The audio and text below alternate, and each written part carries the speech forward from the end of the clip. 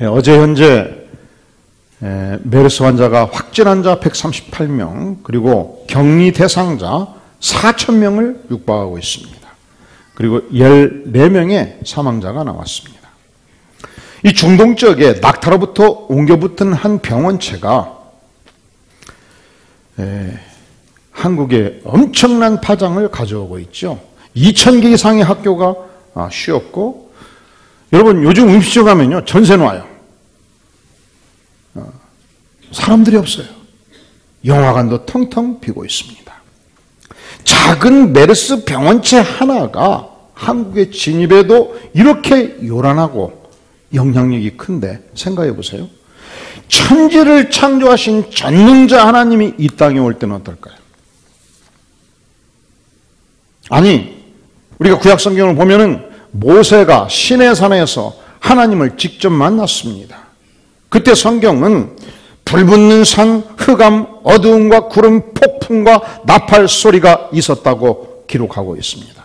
유명한 선지자 엘리야가 호렙산에서 하나님을 만나 뵈었습니다. 열왕기상 19장 11절 이렇게 말씀합니다. 여호와께서 지나가시는데 여호와 앞에 크고 강한 바람이 산을 가르고 바위를 부수나. 여호와가 임했을 때 강한 바람이 뭘 갈라요?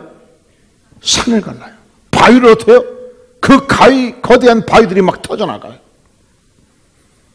바람 가운데 여호와께서 계시지 아니하며, 바람 후에 지진이 있으니 지진 가운데도 여호와께서 계시지 아니하며, 또 지진 후에 불이 있으나 불 가운데도 여호와께서 계시지 아니하더니 불 후에 세미한 음성이 있는지라. 불 후에 여호와 하나님의 음성이 들렸다는 것입니다. 그러니까 여호와 하나님이 엘리야를 만날 때 그 호렙산에서 어떤 현상이 있었는가? 크고 강한 바람이 바위를 가르고 있었습니다. 엄청난 지진이 일어났습니다.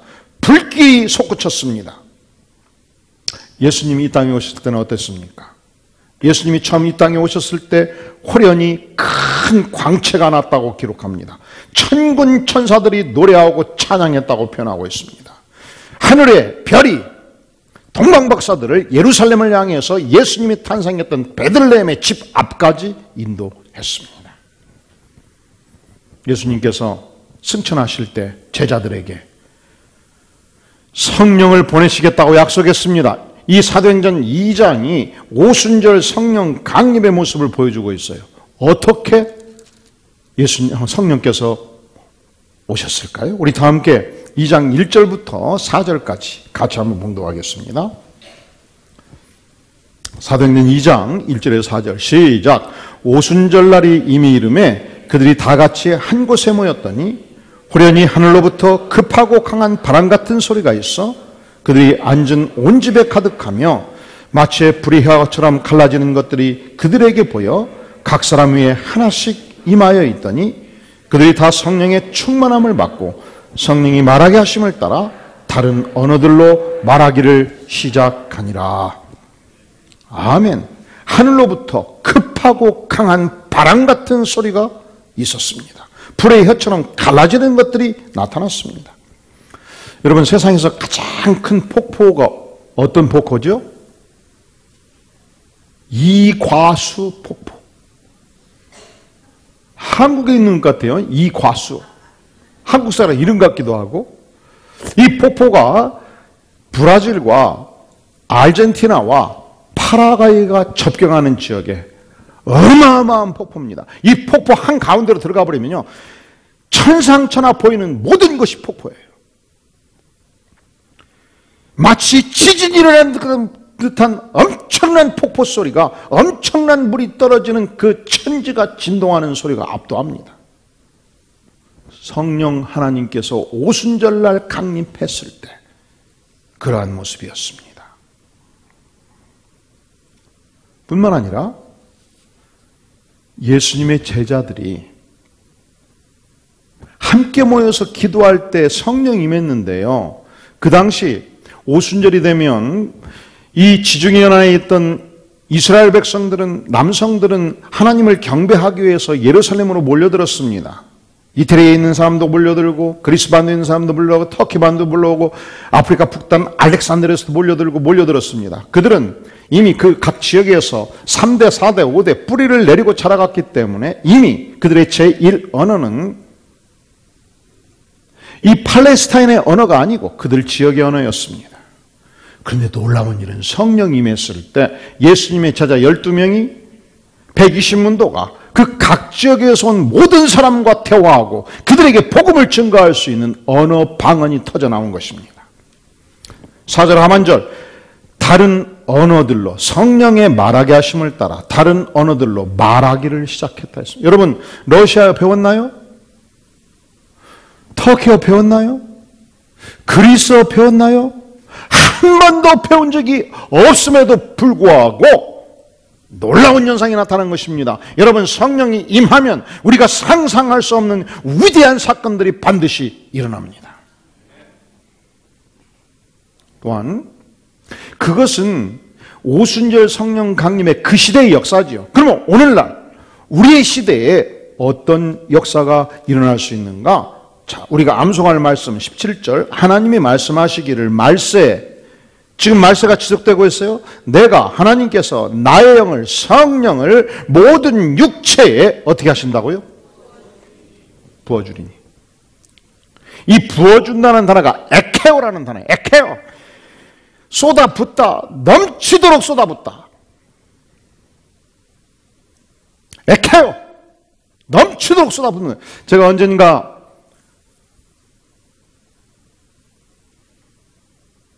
온천을 갔는데 온천 안에 줄이 서 있어요. 몇 사람이. 맨 앞에 있는 분이 연세가 있는 분인데 이 머리 위에서 물줄기가 세게 나오는데 머리를 딱 대고 시원하다 하면서 막 전진을 하는 거예요. 시원하다. 그래서 얼마나 시원하자, 나도 한번 해봐야 돼 기다리는데 이분이 내려오질 않아요. 그래 좀 지나니까 어깨에 대고 시원하다 시원하다. 봤더니 그 강한 물줄기가 굳어있는 막 근육을 쎄리니까 근육이 막 풀리는 거야. 이게 탁 되는 순간 뜨거라. 이게 뜨거운 온천물이었어요. 어르신들이 사우나 들어갈 때 뜨거운 사우나 들어가면서 뭐라고 하셔요? 시원하긴 뭐가 시원합니까? 뜨거워요. 그렇게 성령께서 우리 육체에 쏟아부어 주신다 이 말이에요. 단지 육체의 표피가 아닙니다. 오장육부 내장까지 온전히 채워주십니다. 아니, 내 영혼 깊숙한 곳까지 성령께서 침투되어 들어옵니다. 에케오. 잠언 1장 23절에 말씀하기를 나의 책망을 듣고 돌이키라. 내가 나의 영을, 성령을 너희에게 부어주리니, 부어준다고 하잖아요.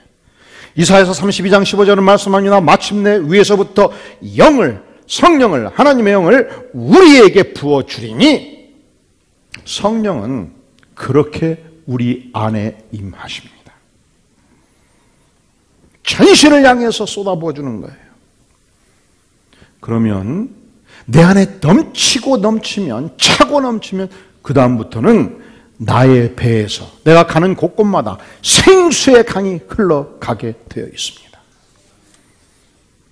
요한복음 7장 37절은 말씀합니다. 예수께서 서서 외쳐가라되 누구든지 목마르거든 내게로 와서 마시라. 여기서 목마른 것은 단지 육체의 목마름을 말하는 것이 아니에요. 여기서 목마른 것은 영혼의 기갈을 말하는 것입니다. 여기서 목마른 것은 하나님을 사모하는 타는 목마름을 말하는 것입니다.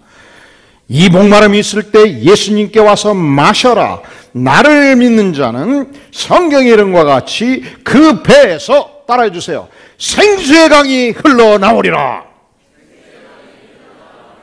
생수의 강이 흘러나오리라. 성령께서 한 인간 안에 부어질 때, 하나님의 성령이 집단적인 교회 안에 부어질 때 은혜의 샘물이 터지는 것입니다. 영혼의 기쁨이 솟아오릅니다. 모든 죄성이 녹아내립니다. 우리가 예수를 믿어도 너무 바빠가지고 기도 생활이 멈추고 예배 생활이 멈추고 이 각박한 세상에서 막 시달리고 살다 보면 심령이 컬컬해집니다. 그리고 나를 모함하는 친구 있으면 굉장히 분노하고 미운 생각 들고 박살내주고 싶고 벼락 맞아버리라 이런 말이 막 나오려고 그러고 그래요 안 그래요? 솔직하게 그래요 안 그래요? 그런 상태에 살면 막 분노가 일어나고 원망 불평이 많아집니다. 증오심이 생깁니다. 심령이 컬컬해집니다. 답답합니다. 딱딱해집니다. 목이 굳은 백성으로 바꿔지는 거예요. 어떻게 해야 됩니까? 그럴 때 어떻게 해야 돼요? 그럴 때 예수 십자가 앞에 나와서 무릎을 꿇어야 돼요. 그럴 때 금요일 밤 교회에 나와서 무릎을 꿇고 하나님께 고백을 하는 것입니다. 주님, 제가 형식적으로 신앙생활을 했습니다. 심령이 딱딱합니다. 제 마음속에 죄성이 가득 차 있습니다. 입술로 범한 죄, 심령으로 범한 죄, 성령께서 임하셔서 찢어주시고 포혈로 녹여주시옵소서. 내가 나를 바꿀 수가 없으니 하나님이 나를 바꿔주시옵소서. 그때 에케오, 성령의 부어주심, 성령의 충만, 성령의 기름 부음이 임합니다. 우리 교회는 목장교회가 우리가 전체로 보이는 전체 교회만큼 가치면에서 동등가치가 있고 중요하다고 말해요. 우리가 만약에 소그룹에 속해 있지 않으면, 남성 목장, 부부 목장, 가족 목장에 속해 있지 않으면 나는 섬처럼 고립됩니다. 영적인 교제가 이루어지지 않습니다. 신앙 성장이 잘 일어나지 않아요. 근데 모든 목장에서 모일 때 첫 번째 질문은 통일되어 있어요. 뭡니까? 지난주 가장 감사한 일은 무엇이었습니까? 근데 여러분, 감사는요, 충분히 기도하고 성령 받아야 나와요. 자연인은 저절로 감사가 나오지 않게 돼 있어요. 예를 들어서 내가 10년 동안 밥 해주고 길렀던 조카가 있었습니다. 근데 이놈의 자식이 지난주 와가지고 내 속을 박박 긁고 갔습니다. 그래서 생각을 했습니다. 옛말에 틀린 말이 하나도 없어. 뭔 말이야? 예? 검은 머리 짐승은 키우는 것이 아니요. 그렇게 말 안 해요. 그 말을 할 때는 눈에서 불이 나오면서 입이 커지는 거예요. 옛말에 검은 머리 짐승 키우지 말라고 했는데 내가 속상해 죽겠구만. 전라도 사람도 그렇게 말해. 민권 사님, 전라도 경상도 말 어떻게? 예? 환장하겠네.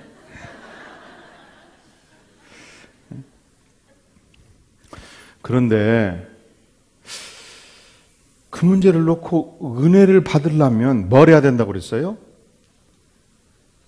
첫째로 기도를 하고, 첫째로 뭘 하고?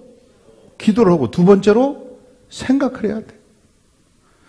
그래서 기도를 하고 생각을 해보니까, 아니, 조카가 한 번 내 가슴을 아프게 해서 배신해서 나는 이렇게 시달리는데, 나는 어떤 몸이 하나님 앞에서 나 같은 죄인을 위해서 아들을 죽기까지 되어주셨는데 나는 얼마나 하나님을 배신했냐고. 그런데 주 앞에 나아가서 죄를 고백하고 주님 불쌍히 해주시옵소서 하면 그때마다 은혜를 주시고 받아주시니, 그렇구나. 하나님의 은혜가 참으로 크구나. 그래요 안 그래요? 지난주 제가 텔레비를 잠깐 봤는데 중간을 봐가지고 앞부분을 잘 몰라요. 그래서 조금 각색을 해도 이해를 해주세요. 이 시골 집에서 주인이 동네에 돌아다니는 빼빼 마른 개새끼 하나를 갖다가 키웠어요. 불쌍해서 밥도 주고 우유도 주고. 그런데 어느 날 그 집이 신장로 옆에 있었는데 2차선 도로 옆에 있었는데 이 주인 양반이 오토바이를 타고 다니는 오토바이를 몰고서 이 마당에서 이제 몰고 쭉 가다가 대로변 딱 가다가 차하고 부딪혀서 사고가 나서 죽을 뻔한 거예요. 그것을 걔가 딱 본 거예요. 그 다음부터 주인이 신장로 좀 떨어져 있잖아요. 20m, 30m. 부릉부릉 걸면 걔가 갑자기 그냥 솔사래같이 신랑조 나와가지고 모든 차를 다 막는 거예요. 그래도 다가오면 그 차 밑으로 기어 들어가 버리는 거예요. 멈추라 이거예요. 나 죽어도 좋다 이거예요. 그래서 PD가 그러면 새벽 2시에 한번 해보자. 5시보다. 하여간 언제든지 부릉부릉 하면 한 번은 시동 끄고 오토바이를 손으로 살살 밀고 신장로 앞까지 나왔어. 거기서 부릉 거니까 막 30m 저 계집에서부터 그냥 전속력으로 탁 나와가지고 딱 막는 거예요.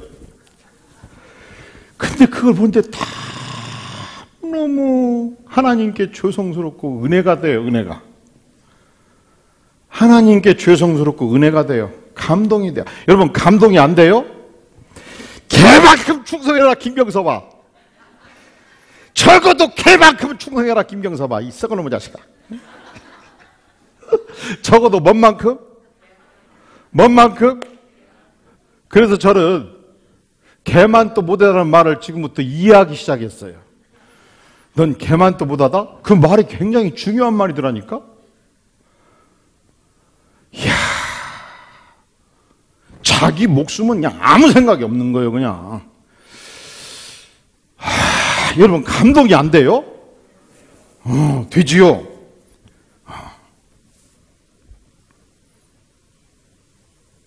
걔도 그렇게 충성하는데 내가 하나님 앞에 얼마나 불충했습니까? 그러니 조카가 한 번 나한테 서운하겠다고 해서 이렇게 배신감에 치를 떠는데 하나님, 내가 하나님을 얼마나 서운하게 했습니까? 용서하여 주시옵소서. 그러면 이제 목장에 가서 내가 기도하고 생각이 없이 말하면 이렇게 말합니다. 지난주 내가 10년 동안 밥 해주고 빨래주고 키웠던 그 자식이 어떻게 내 속을 뒤집어놔 버렸는지 죽을 뻔 알았어요. 끝. 그러면 말하는 사람이 은혜가 돼야 안 돼요? 안 되죠. 듣는 사람은 은혜가 돼야 안 돼요? 왜 그래요? 첫째로 기도하지 않으니까 그래요. 두 번째로 생각하지 않으니까 그래요. 그런데 하나님께 간절히 기도하고 생각하고 텔레비 보다가도 은혜 받고 끄고 기도를 해야 돼. 그럴 때는 하나님 걔만큼 충성하는 인물 되게 도와주시옵소서. 그러면 마음에 감동을 주시잖아요. 그래서 생각해 보니까 은혜가 돼. 하나님, 내가 하나님 앞에서 배신 때리는 인생 살지 않게 도와주시고 하나님께 충성하는 인생 살게 도와주세요. 그러면 목장에 가서 이제 뭐라고 말해요? 지난주 마음 아픈 일이 있었는데 기도하고 생각해 보니까 얼마나 감사한지 모르겠다고. 내가 지난 30년 예수 믿으면서 이렇게 하나님을 배신하고 저렇게 하나님을 배신했는데 죄를 고백할 때마다 받아주시고 용서해 주시고 그 은혜가 너무 큰 한 주간이었다고. 그리고 텔레비를 보면서 걔만 또 못한 자식 받아주실 은혜가 얼마나 컸는지 모르겠다고 하면 물어요. 도대체 뭘 받냐고. 그러면 충성스러운 걔 얘기함으로써 은혜가 돼야 안 돼요. 그래서 목장에서 모일 때는 모여서 기도하는 것이 아니고 모이기 전에 기도하고 충분히 생각하고 은혜 받은 내용을 함께 나누어서 목장마다 은혜 충만, 성령 충만한 목장이 될 수 있기를 주의 이름으로 축원합니다. 그리고 혹시 한두 명, 8명 모일 때 7명이 은혜 충만하고 한두 명, 그 썩을 놈의 자식 때문에 죽을 뻔했다고 불평을 해도 스스로 그 말이 부끄러운 것이 느껴져요. 7명은 다 기도하고 은혜 받아가지고 어려운 일들을 감사로 표현을 했는데 한 사람이 기도를 못 해가지고 그냥 불평불만을 막 털어놔도 다 들어주면서 기도하게 되고, 그리고 말하다가 좀 멈추어. 내가 좀 이상하지요? 이렇게 묻기도 하고, 여기까지만 할게요. 여기도 하고, 나를 위해서 기도해 주세요. 이렇게 말한다니까. 그래서 우리가 어려운 일이 있을 때, 불평스러운 일이 있을 때, 원망스러운 일이 있을 때, 첫째로 뭐하고? 기도하고. 두 번째로 생각하자. 그러면 성령이 만져주시고 적셔주시고 충만한 심령으로 바꿔주시는 것입니다. 미국의 앤 설리반이라는 정신병자가 있었습니다. 미국 보스턴의 어느 정신병원 지하병동에 격리 수용되어 있었습니다. 의사들이 아무리 치료를 해도 더 이상 손댈 수 없을 만큼 정신병이 깊었습니다. 결국 의사가 포기했어요. 너무 속상하게 많이 하고 정신이 갈 대로 가버리니까 부모까지 포기했어요. 여러분, 의사가 포기하고 부모가 포기해버리면 그 인생 끝나는 겁니다. 그런데 이 의사가 포기하는 모습을 보면서 한 은퇴 간호사가 말할 수 없는 애정을 갖게 된 거예요. 내가라도 돌봐줘야 되지. 그래서 면회를 시도하고 대화를 시도하고 예수님을 증거하기 시작을 했어요. 한 달이 지나고 석 달이 지나면서 성령께서 그 마음을 열어주셨습니다. 성령의 기름 부음이 있었습니다. 어두움이 걷히고 예수님을 영접하고 은혜를 받기 시작하고 대화가 되기 시작한 거예요. 여러분, 어떤 정신질환도 성령의 기름 부음을 받고 사랑으로 돌보면 돌아와요. 조금씩 돌아왔어요. 결국 완치 판정을 받게 된 거예요. 앤 설리반이 생각해 보니까 하나님이 나에게 이 은혜를 주신 이유가 뭐냐? 나의 남은 생애가 나의 과거처럼 정신병에 고통하는 영혼들을 도와라는 하나님의 놀라운 플랜이 있다 하고서 결심을 해요. 그때 첫 번째 만났던 인물이 어린 소녀였는데, 봉사, 앞을 볼 수 없어요. 귀가 들리지 않아요. 말을 할 수 없어요. 그 유명한 헬렌 켈러를 만나서 평생 동안 그 삶을 돕고 뒷받침했던 생애를 살아갔습니다. 성령이 임하면 정신병도 고쳐져요. 성령의 충만이 임하면 듣지 못하고 볼 수 없고 말할 수 없는 영혼도 변화될 수 있어요. 은혜 받을 수 있어요. 자, 우리 안에 성령의 기름 부음이 있을 때 어떤 결과가 나타날까요? 자, 17절을 보겠어요? 하나님이 말씀하시기를 말세에 내가 내 영을 모든 육체에 부어주리니. 첫째로, 너희의 자녀들은 어떻게? 여기서 예언한다는 것은 프로페테이아인데 영어로 프로핏이라는 단어와 유사한 단어인데, 이 프로핏이 선지자지요. 구약시대 선지자의 능력을 갖는다는 거예요. 구약시대 선지자가 어떤 일을 했습니까? 하나님의 말씀을 받아서 증거하는 삶을 살아갔습니다. 그러니까 우리가 성령의 기름 부음을 받을 때 우리 자신이, 우리의 자녀들이, 우리의 가족들이 성령의 기름 부음을 받으면 증거 능력을 갖게 된다는 것입니다. 증거할 적마다 예수님을 믿고 회개하고 주 앞에 돌아오는 역사가 나타난다는 것입니다. 여러분, 우리가 예수님을 증거하고 전도하는 것은 내 힘으로 하는 게 아니에요. 성령의 기름 부음을 구해야지요. 그분의 감동으로 역사할 때 능력이 나타나는 것입니다. 두 번째, 너희의 젊은이들은 무엇을 보고? 이 환상이 비전이라는 단어입니다. 이 비전이 한글 사전에서 보면 미래에 대한 구상 이렇게 되어 있어요. 그렇다면 성경적 의미의 비전은 뭐냐? 하나님이 구체적으로 보여주시는 미래상이에요.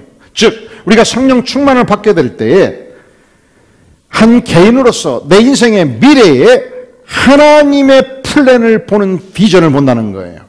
또한 집단적으로 교회가 하나님께 나아갈 때 이 교회가 앞으로 10년 어느 방향으로 나아갈 것인가의 명확한 비전을, 구체적인 비전을 하나님께서 우리에게 주시는 것입니다. 우리 교회는 지난 18년 6개월 동안에 3가지 비전을 향해서 나왔습니다. 이것이 우리의 비전 선언문이에요. 첫째로 위로는 위에 누가 계셔요? 하나님을 말씀으로 체험하는 교회. 우리가 하나님을 여러 가지로 볼 수 있어요. 꿈속에서 볼 수 있고 환상으로 볼 수 있고. 그런데 동시에 우리가 마귀도 환상으로 볼 수 있고 꿈으로 볼 수 있어요. 가장 중요한 것은, 내가 환상으로 주님을 봤다 할지라도 더 중요한 것은 이 66권의 위대한 하나님의 말씀을 통해서 하나님을 체험할 때만이 인격적인 변화가 일어납니다. 그러니까 위로는 하나님을 무엇으로? 말씀으로 체험하는 교회. 그래서 우리 교회는 세가족 성경 공부하고 신앙성장반, 큐티학교, 예수님의 사람, 회복의 삶, 제자도 3년, 풀셉도 성경 공부, 이 66권의 하나님의 말씀을 갈고 닦아 배우고 가슴에 장착하는 것입니다. 이번 여름에도 큐티학교 진행할 때 많이 참여할 수 있기를 바라요. 선착순 12명, 수요일날, 주일날 이 교회에서 하나님의 말씀이 전개될 때 열심히 배우고 자라갈 수 있기를 바랍니다. 그것을 18년 6개월 동안 진행해 왔어요. 두 번째, 옆으로. 우리 옆에 누가 있어요? 세상 천지가 있지 않습니까? 세상을 축복하는 교회. 어떻게 축복합니까? 우리가 세상을 구제사업으로 축복할 수 있습니다. 언어로 축복할 수 있습니다. 가장 위대한 축복은 복음으로 축복하는 거예요. 복음은 유일한 복음이에요. 단 하나의 복음. 이 복음이 가면 생명이 있고 이 복음이 없으면 다른 모든 것을 소유해도 생명이 없습니다. 그래서 옆으로 세상을 복음으로 축복하는 교회. 아래로 다음 세대를 진리로 준비하는 교회. 제가 부흥회를 다녀보면 한국교회 큰일 났어요.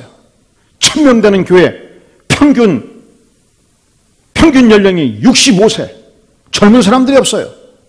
그래서 우리 교회는 젊은이들을 양성하고 미래 세대를 양성하는데 모든 역량을 집중할 것입니다. 다음 세대를 진리로 준비하는 교회. 그리고 하나님께서 우리에게 앞으로 10년 새로운 비전을 주셨습니다. 제가 올해 들어와서 그냥 수천 번 반복한 용어가 있는데 기억하십니까? 비전은 우리 모두가 함께 가질 때 비전이에요. 뭐예요 그것이? 어떤 교회? 어떤 교회? 예? 안디옥 교회. 어떤 교회? 생명이 넘치는 교회? 어떤 교회? 기쁨이 단어가 기쁨이라는 단어가 들어가요. 어떤 교회?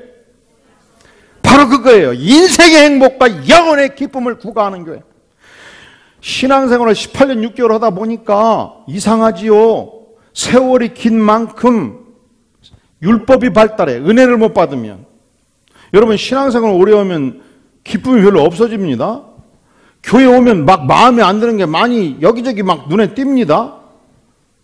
정집사는 왜 저기서 까질러 있냐? 빨리 와서 일해야지. 막 이런 생각이 오갑니다. 그래서 교회 오면 영혼의 기쁨이 없어요. 교회 오면 인생 행복이 없어요. 몇 년 되었어? 30년이요. 오래 믿어서 꼭 은혜 받으라는 보장이 없단 말이죠. 그래서 우리가 다시 새로워져야 돼. 복음으로 새로워져야 되고 진리로 새로워져야 되고 말씀으로 새로워져야 되고 새로운 은혜를 덧입고 인생의 행복과 영혼의 기쁨이 충만한 성도들의 집단 안디옥 교회의 비전입니다. 그런데 이 비전은 두 가지예요. 첫째로 지금까지 말한 이 네 가지는 추상적 언어의 비전이에요. 이 추상적 언어는 손에 잡히지 않습니다. 그런데 제가 이 비전을 계속 연구해 보니까 비전이 공동체 전체의 비전이 되기 위해서는 반드시 구체적 언어로 바꿔져야 된다는 거예요. 숫자적 언어로 바꿔져야 된다는 거예요. 저는 박물관에 가거나 미술관에 가면은 추상화를 볼 때는 빠른 속도로 지나가 버립니다. 아무리 구다 봐도 별 감동이 없어요. 그런데 사실화를 보면은 오랫동안 머뭅니다. 야, 멋있다. 이 나무. 인물아. 야, 인물이다. 알아요. 마찬가지로 비전은 구체적인 숫자의 제시가 있을 때 손에 잡힌단 말이죠. 지금까지 제가 숫자적 비전을 별로 제시하지 않았어요. 그 중요한 이유가 있습니다. 너무 인간적이다, 인위적이다.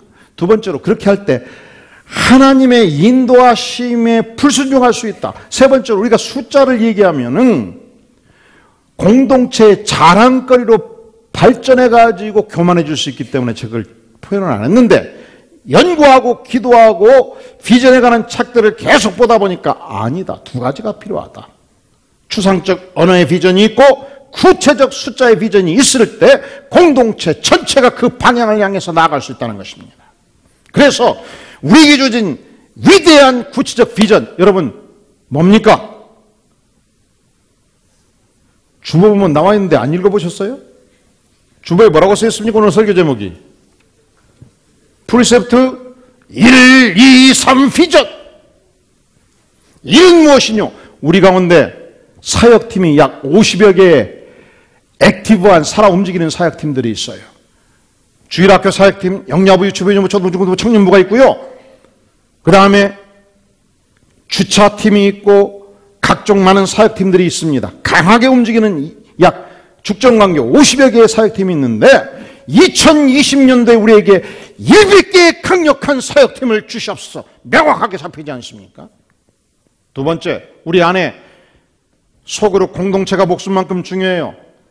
여성 목장, 남성 목장, 가족 목장, 이 87개의 목장이 있는데 2020년도에 200개의 목장을 주시옵소서. 명확하지 않습니까?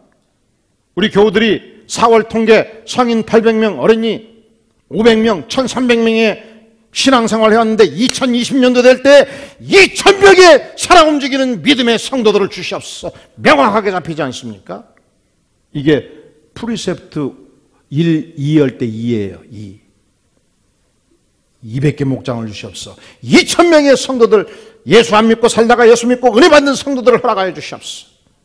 세 번째, 우리가 속한 수원시와 용인시, 성남시 기독교 인구 20%. 그런데 2020년이 될 때 우리 교회를 통해서, 이 지역사회를 통해서 기독교 인구 30%를 허락하여 주시옵소서. 이게 3이야, 3. 이게 우리의 기도예요. 이게 우리의 비전이에요. 숫자적 비전. 1, 뭐예요? 사역팀 몇 개? 100개. 2, 목장 몇 개? 성도 몇 명? 2000명. 경기 남부 지역에 우리 교회를 통해서 기독교 인구 몇 프로? 이제 그러면 끝나고 그래요.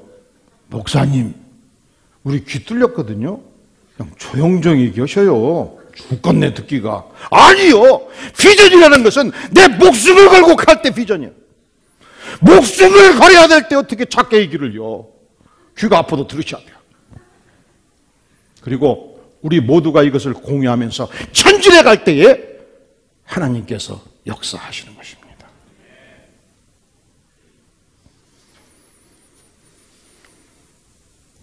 세 번째, 17절 하반절. 이건 이제 번역이 좀 문제가 있어요. 너희의 누구는, 너희의 누구는, 제가 안 읽었어요. 너희의 누구는, 이거 번역 바꿔야 돼. 너희의 어르신들은 꿈을 꾸리라. 인생이 그렇습니다.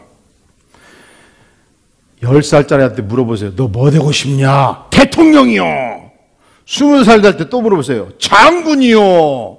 30살 때 물어보세요. 7급 공무원이요. 50대 때 물어보세요. 아니 뭐 하시든지 일자리만 있으면 좋겠어요. 그런데 어르신들은 무엇을 꾸리라? 하나님이 주시는 위대한 하나님의 나라의 꿈을 꾼다는 것입니다. 연령을 초월하는 것입니다. 우리가 섬기는 선교사 중에 진용삼 선교사라고 있죠. 안식년 우리 교회에서 보냈지 않습니까? 그 친구는 제가 상도 제일교회에서 청년부 전도사 할 때 가장 열심히 성경 공부했던 친구예요. 대학생 때. 그 친구는 그냥 시간만 나면 교회 지하실에서 기도했던 친구였습니다. 진실해요. 깨끗해요. 근데 어머니 권사님이 그때 그랬어요.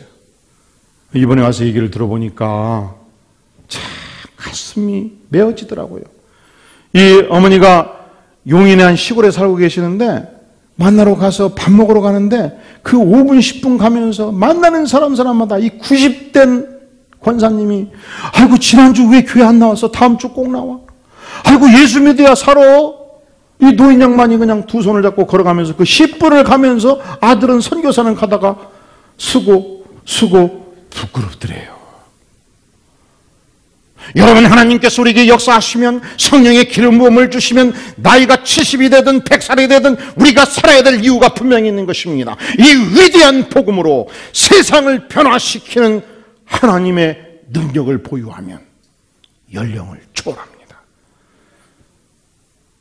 그래서 우리 교회는 원래 은퇴가 없어요. 은퇴식 안 합니다. 은퇴식 하는 거 봤어요? 홍정호 목사님 우리가 은퇴식 하는 거 봤어요? 은퇴 없어요. 하나님이 부르시는 그날까지 세상은 은퇴가 있어도 나의 부르심에는 은퇴가 없습니다. 놀라지 마세요. 담임 목사는 반드시 은퇴해요. 65세에 힘 떨어지면 빨리 은퇴할 수 있고 힘을 주시면 이 교단법이 정할 때까지 하고 은퇴할 거예요. 그러나 모든 성도는 하나님의 부르심 앞에서 충성하다가 부르시는 그날 9988-124 하시기를 바랍니다. 99세까지 팔팔하게 살다가 자손들이 갑자기 가면 놀라니까 하루 이틀 아프다가 천국 가는 축복을 누리시기를 주의 이름으로 축원합니다. 사랑하는 성도 여러분, 첫째로 성령 충만을 구하십시오. 두 번째로 우리가 성령 충만의 은혜를 받을 때 말씀의 능력을 덧입고 하나님의 위대한 비전을 붙들고 꿈을 이루는 복된 생애, 복된 교회 되기를 주의 이름으로 축원합니다. 머리 숙여 기도합니다. 영광의 주님, 연약한 인생, 죄 많은 인생 용서해 주시고 비전 주시고 꿈을 주시고 목표를 주시고 하나님의 위대한 교회를 섬길 수 있는 축복을 주시니 감사합니다. 주님, 성령의 충만함을 허락하여 주시옵소서. 인생의 모든 죄성과 악함을 이 시간 성령으로 녹여주시옵소서. 새로움을 주시옵소서. 이 교회에 주신 위대한 비전이 바로 내 인생의 비전이 되게 도와주시옵소서. 예수님의 이름으로 간절히 기도하옵나이다. 아멘. 다 함께 기립하셔서 주께 가오니 찬양하면서 헌물을 주 앞에 드립니다.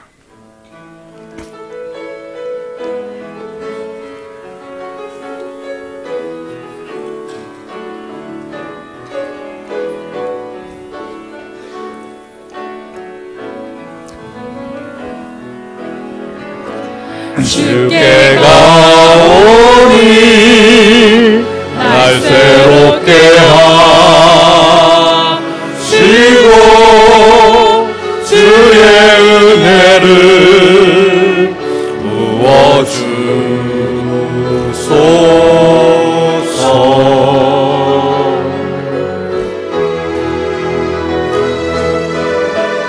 내 안에 발견한 나의 연약함 모두 벗어지리라. 주의 사랑으로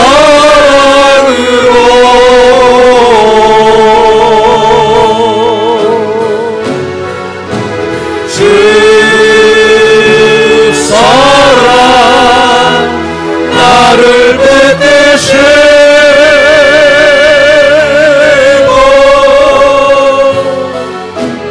주 곁에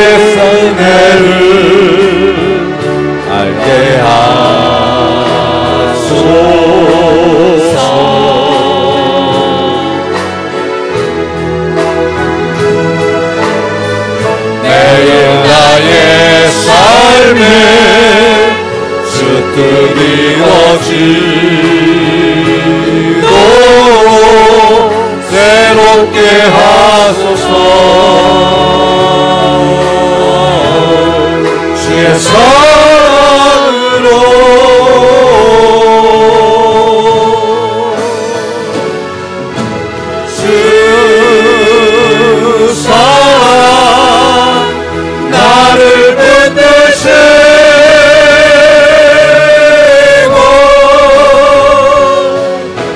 주 곁에 날 이끄소서.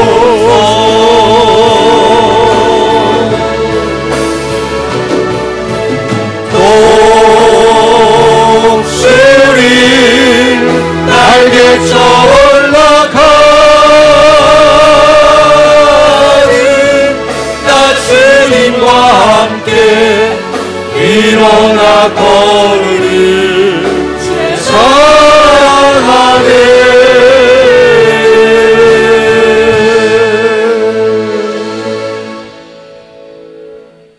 주님 감사합니다. 연약한 인생, 죄 많은 인생 받으시며 용서하시며 하늘나라 백성 삼으시며 비전 주시며 꿈 주시며 주의 나라의 확장을 위해서 쓰임받는 영광의 생애 주시니 감사합니다.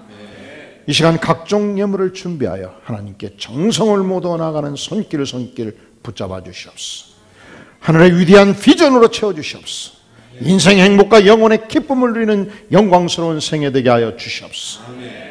하나님의 교회에 주신 비전이 온 백성의 비전이 되게 도와주시옵소서. 이제는 우리 주 예수 그리스도의 은혜와 하나님 아버지의 무한하신 사랑과 성령 하나님의 교통하심이 진실로 주의 위대한 뜻 발견하며 그 은혜의 장중에 성령 충만을 경험하며 살기를 소망하며 예배로 나아가는 주의 사랑하는 백성들 심령 후에 가정 후에 기업 후에 영원까지 함께 계시릴지어다. 아멘.